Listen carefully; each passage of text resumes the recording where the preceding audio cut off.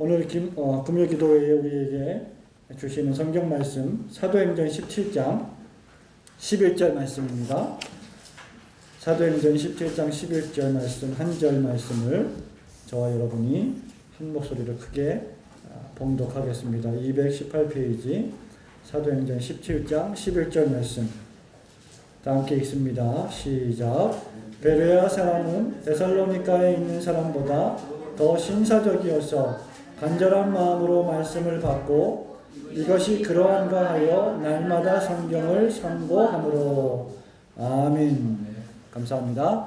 오늘은 벌써 우리가 성경이 말씀하고 있는 하나님의 인도하심 11번째 강좌를 지금 맞이하고 있습니다. 오늘 저녁에는 하나님의 인도 해석하기라고 하는 제목으로 잠시 우리에게 주신 성경 말씀을 우리가 어떻게 읽고 어떻게 해석할 것인가에 대해서 살펴보도록 하겠습니다.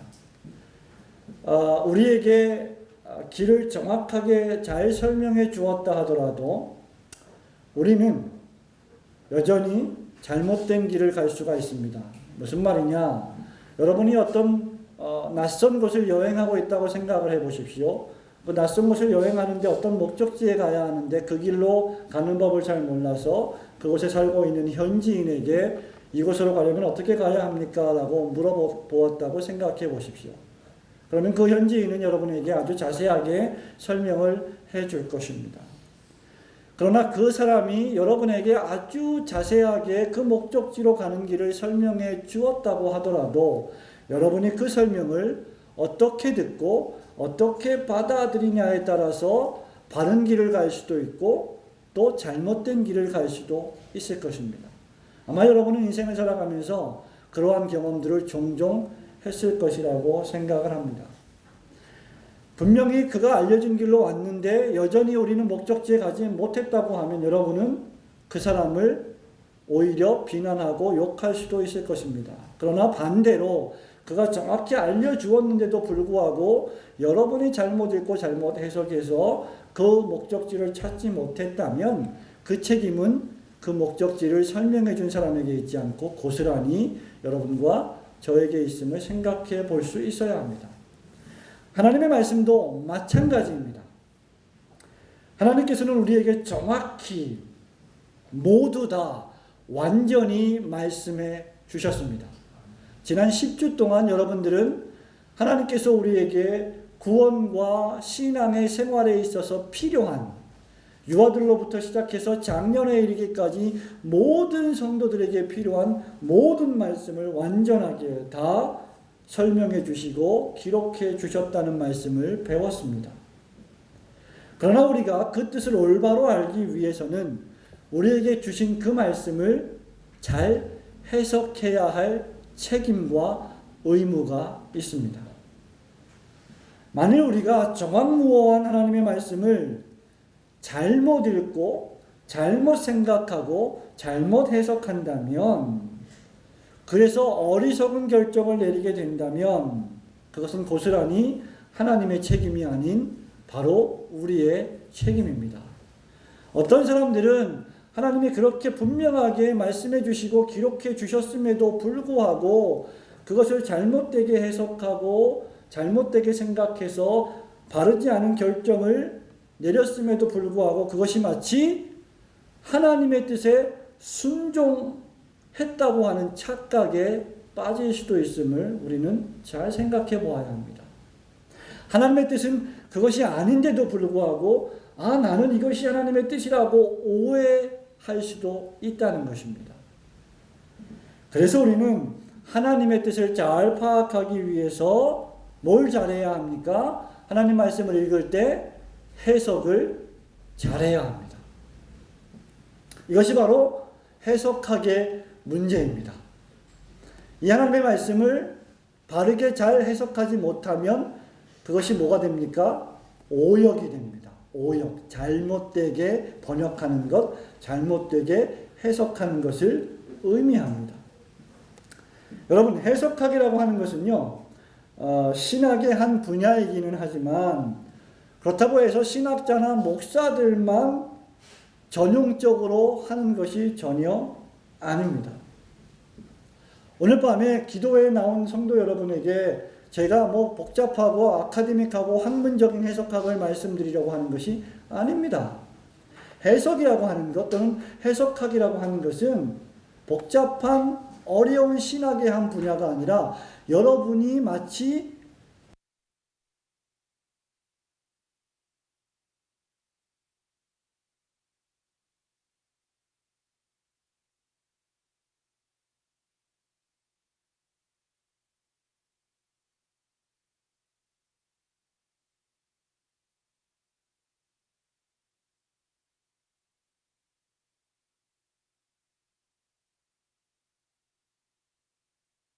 그 목적지를 알려주는 표지판들, 안내판들을 보게 됩니다. 그럼 여러분들은 즉각적으로 어떻게 생각합니까? 아, 그 표지판과 안내판을 보고 해석을 하게 되죠. 우회전을 해야 되는구나, 좌회전을 해야 되는구나.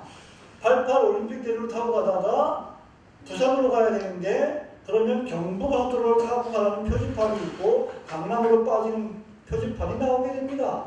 그러면 우리는 그것을 해석하게 되죠. 그래서 우리는 부산으로 가는 표지판을 보고 부산 경부고속도로를 타게 됩니다. 그런데 그것을 잘못 해석하면 어디로 갑니까? 강남으로 빠지게 되는 겁니다.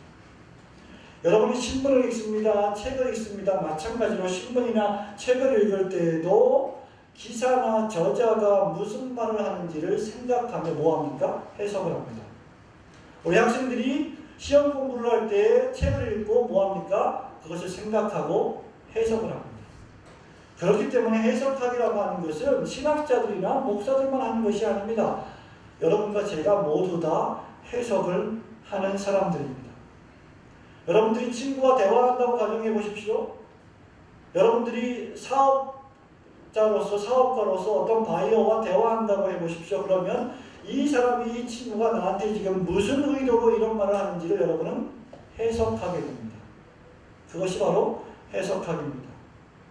이처럼 우리는 해석학이라고 하는 학문을 따로 연구하거나 배우지 않아도 자연스럽게 해석을 하고 있는 것입니다. 그래서 모든 신자들은 어떤 의미에서 하나님의 말씀에 대한 해석자입니다. 그리고 그런 의미에서 여러분 모두는 다 신학자라고 할 수 있습니다. 그런데 여기에 문제가 있습니다. 모든 인간은 자신이 살아온 삶의 여정과 경험과 시간과 습관과 그리고 지금 현재 처한 상황 속에서 성경 말씀을 자기 마음대로 읽고 자기 마음대로 해석할 위험이 있다는 것입니다. 그래서 똑같이 예수님을 믿는 믿음을 가진 신자들 사이에서도 똑같은 성경 말씀을 가지고 각기 다른 해석을 내리게 되는 것입니다. 그래서 그들의 해석은 잘못될 가능성이 있는 것이죠.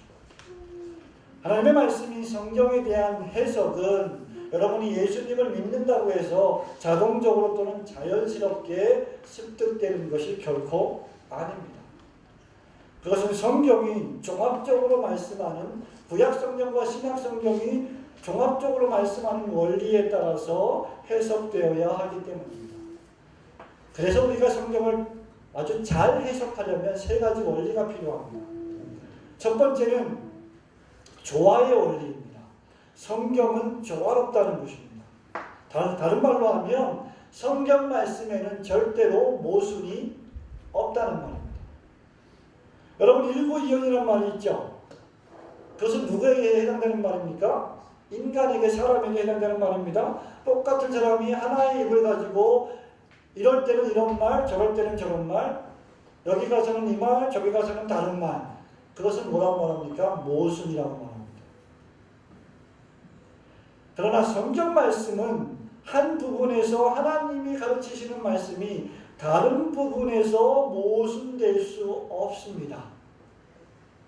하나님의 말씀의 각 부분은 전체와 완벽한 조화를 이룹니다.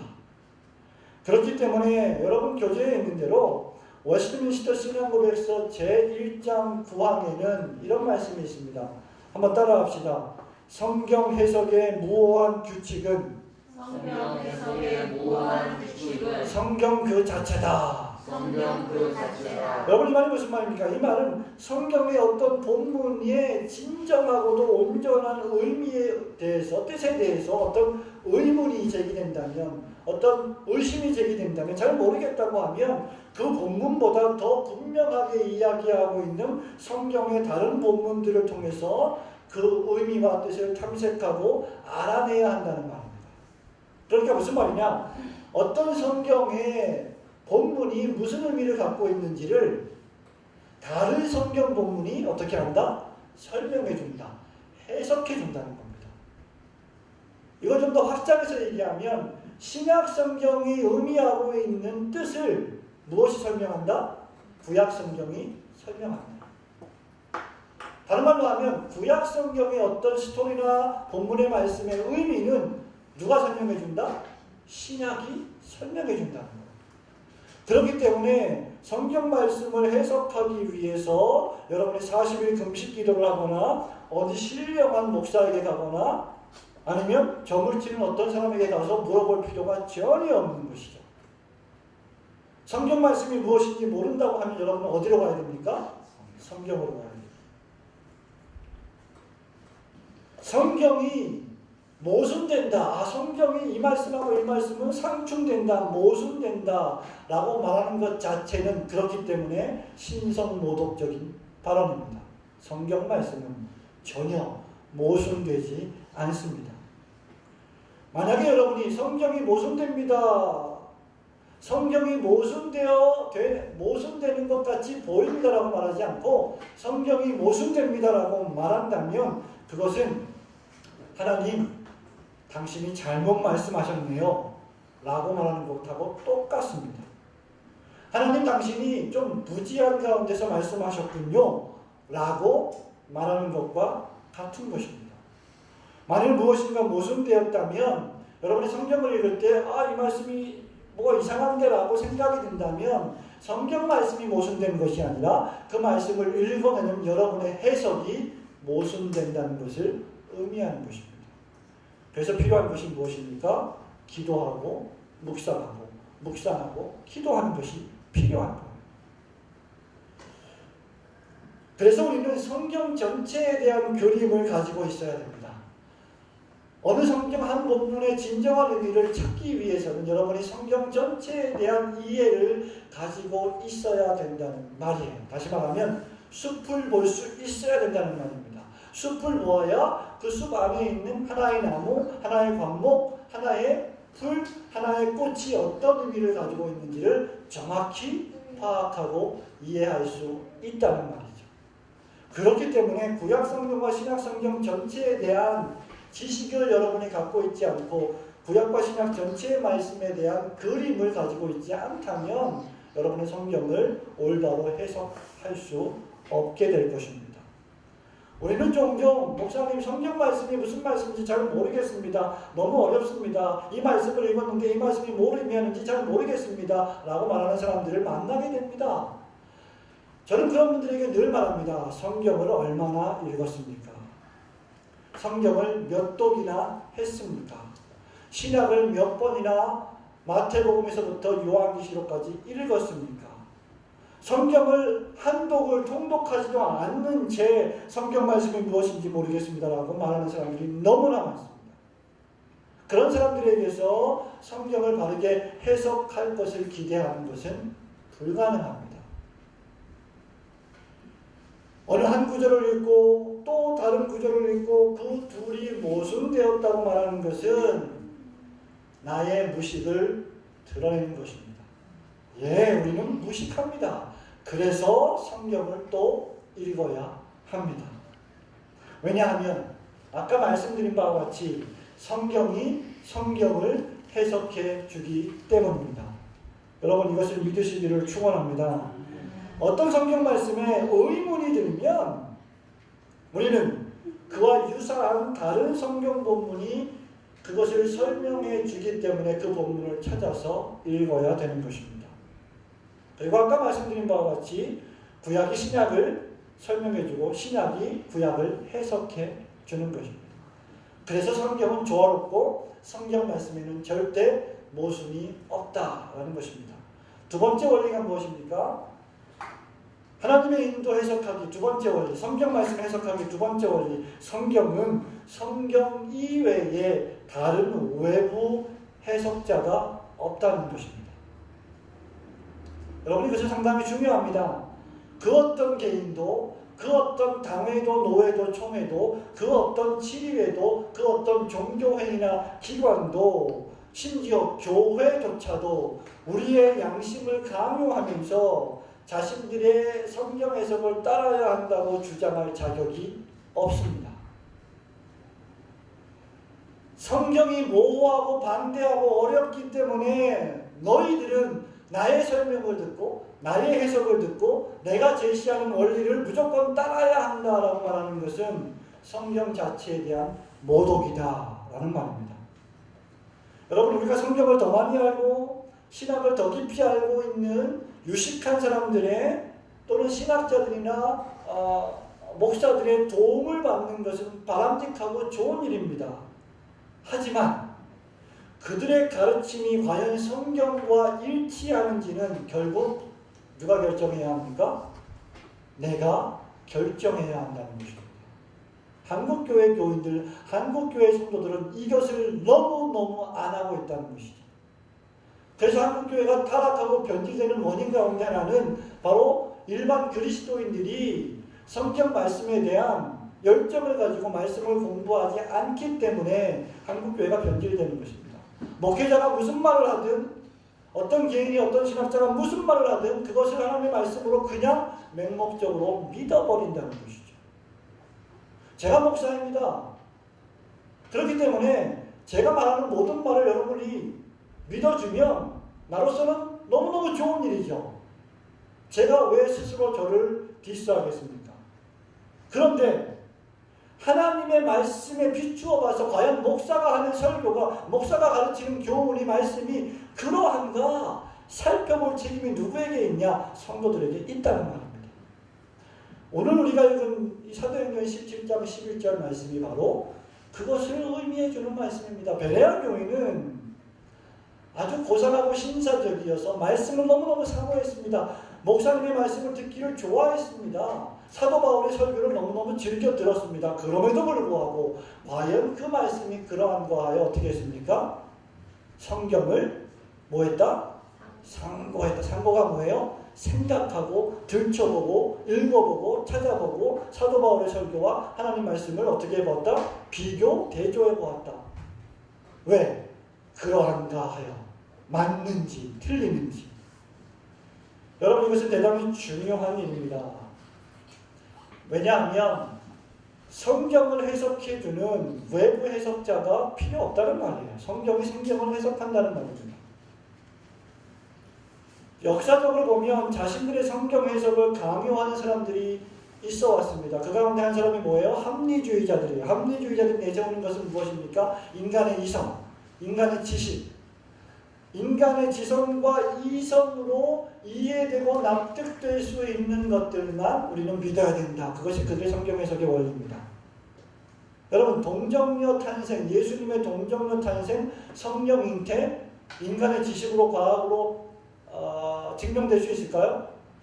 안 되죠. 처녀가 아이를 낳아요? 불가능합니다. 그렇기 때문에 그것은 뭐예요? 못 믿을 겁니다. 그것이 그들의 성경 해석의 원리예요. 그래서 구약 성경, 신약 성경에 나타나는 모든 기적과 이적들은 전부 다 부정하는 것입니다. 그것이 합리주의자들의 성경 해석이에요. 두 번째 누가 있습니까? 로마 가톨릭 교회가 있어요. 로마 가톨릭 교회는 뭐라고 말합니까? 성경 해석의 권한과 권세는 누가 가지고 있다? 교회가 가지고 있다. 그러니 교회가 무엇인가를 결정하면 그것은 하나님 말씀과 똑같이 된다. 즉 성경 여기 보세요. 하나님의 말씀인 성경과 여기 교회가 있습니다. 기관으로서의 교회가 동등한 권위를 갖고 있다는 거죠. 아니, 더 높은 권위를 가지고 성경을 해석할 수 있는 권위를 가지고 있다는 거예요. 이것은 이단입니다. 있을 수 없는 일입니다. 왜냐하면 교회가 성경을 해석하는 것이 아니라 교황이 신부가 사제가 성경을 해석하는 것이 아니라 목사가 성경을 해석하는 것이 아니라 성경이 성경을 해석하기 때문입니다. 또 워치타워 협회나 신사도 운동을 주장하는 사람들처럼 이런 사람들은 아예 성경을 폐기처분하죠. 어떻게? 내가 새로운 계시를 받는다. 내가 직접 하나님으로부터 말씀을 받는다. 내가 직접 아주 따끈따끈한 주님의 음성을 듣고 너희들에게 전파해준다. 이것이 그들의 성경 해석의 원리입니다. 그것은 신성 모독적인 일입니다. 지난 10주 동안 우리가 공부한 모든 말씀들이 이런 것들을 배격하는 것이죠. 그것이 두 번째 성경 해석의 원리입니다.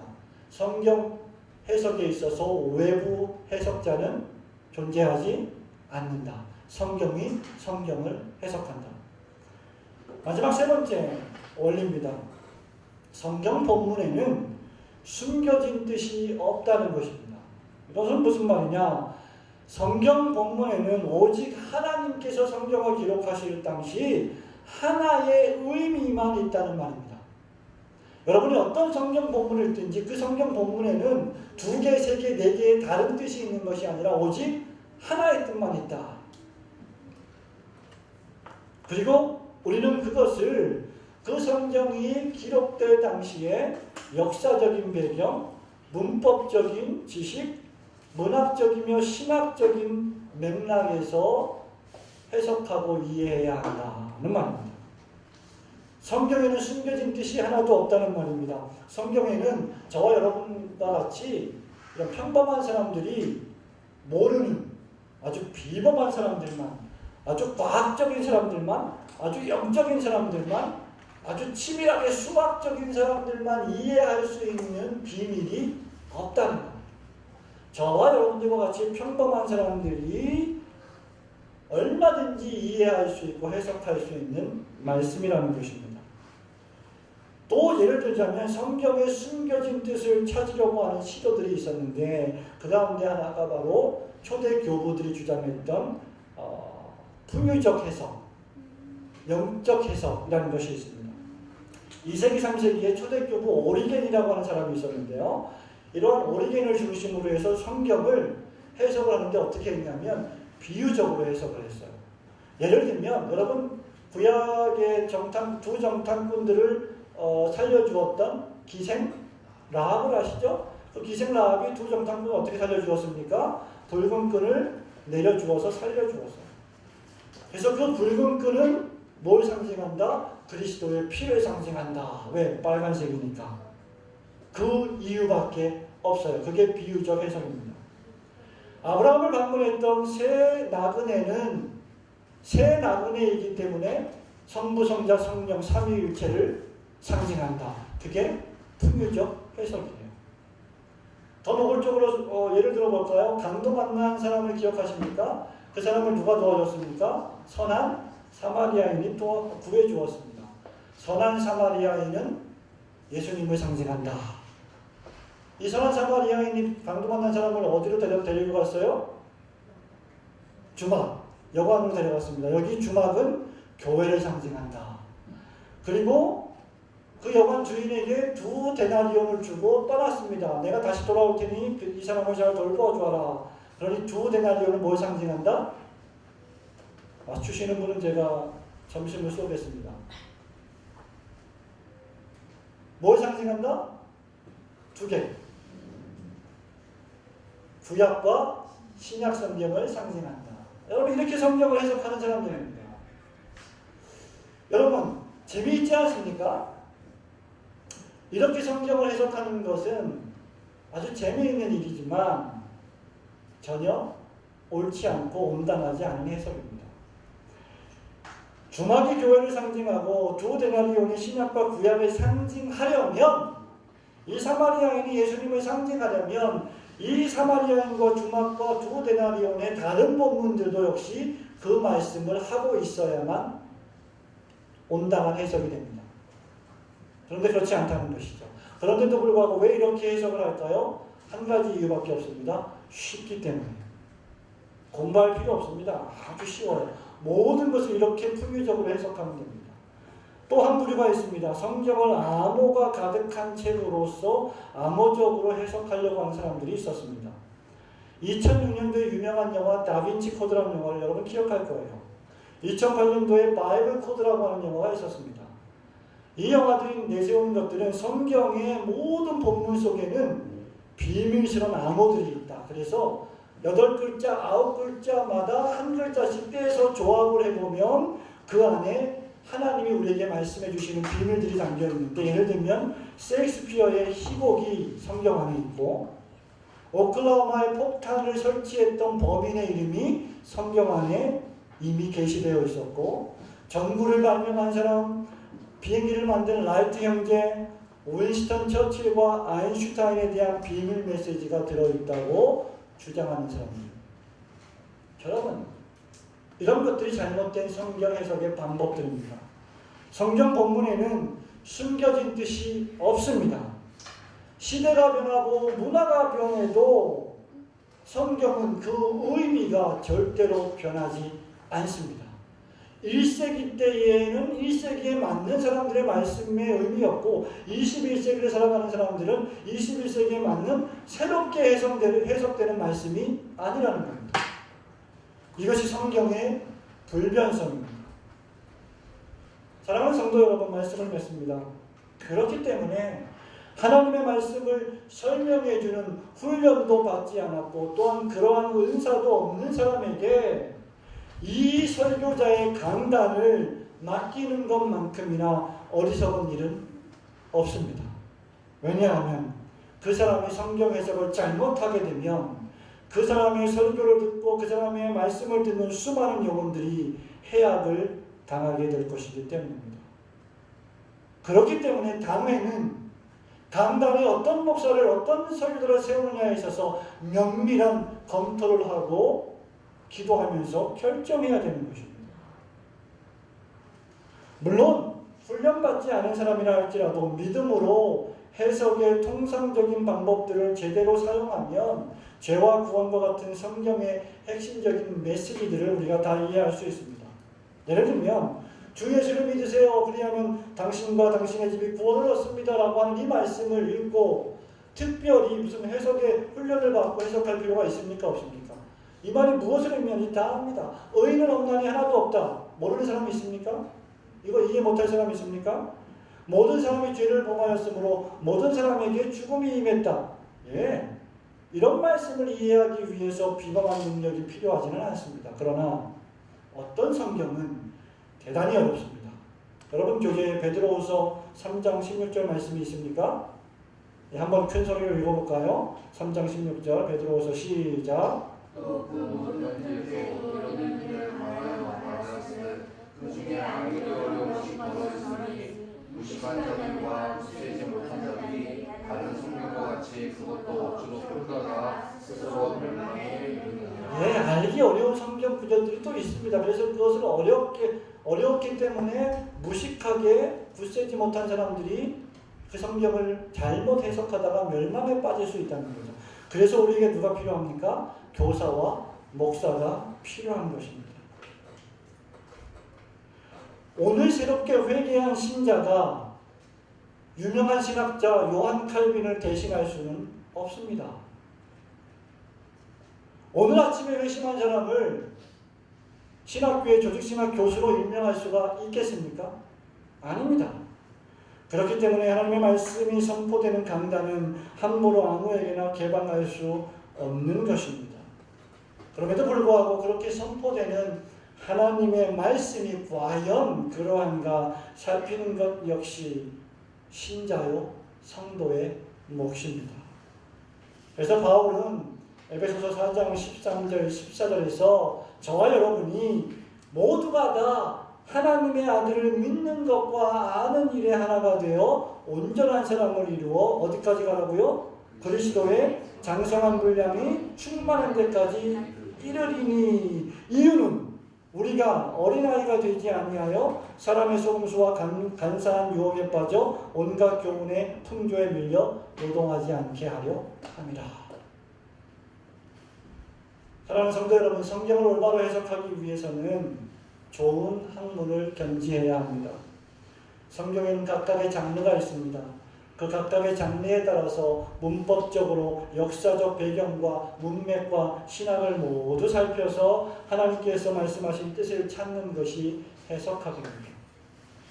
그렇다고 해서 여러분들이 신학교에 올 필요는 없습니다. 그러나 그럼에도 불구하고 여러분과 저는 그 말씀이 무엇을 의미하는지를 조금이라도 알려고 하는 노력을 지금보다 더 많이 기울여야 한다는 것을 말씀드리는 것입니다.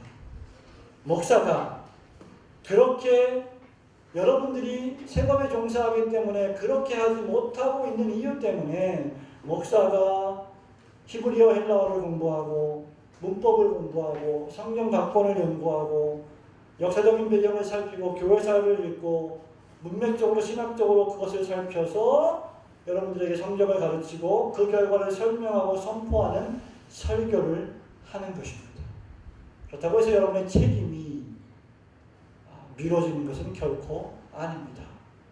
올바르게 성경을 해석하기 위해서는 끊임없는 자기 절제와 훈련이 필요한 것입니다. 우리 교회는 제자가 되기 위해서 모인 교회입니다.